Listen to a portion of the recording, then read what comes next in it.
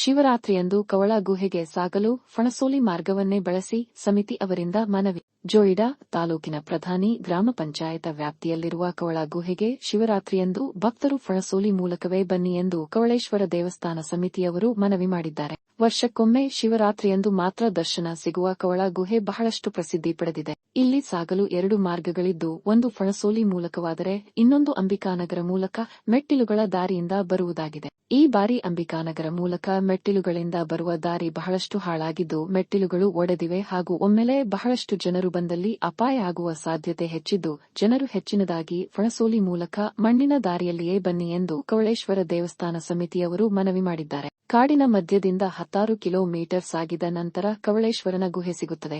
ಶಿವರಾತ್ರಿಯಂದು ಮಾತ್ರ ದರ್ಶನ ಸಿಗುವ ಈ ದೇವಸ್ಥಾನಕ್ಕೆ ಜನರು ಮಧ್ಯರಾತ್ರಿಯಿಂದಲೇ ಕಿಕ್ಕಿರು ಸರದಿ ಸಾಲಿನಲ್ಲಿ ನಿಲ್ಲುತ್ತಾರೆ. ಈ ಬಾರಿ ಹೆಚ್ಚಿನ ಜನರು ಬರುವ ಸಾಧ್ಯತೆ ಇದ್ದು, ಜನರು ಫಣಸೋಲಿ ಮೂಲಕವೇ ಬರುವುದು ಸೂಕ್ತ ಎಂಬುದು ಇಲ್ಲಿನ ಸ್ಥಳೀಯರ ಮಾತಾಗಿದೆ.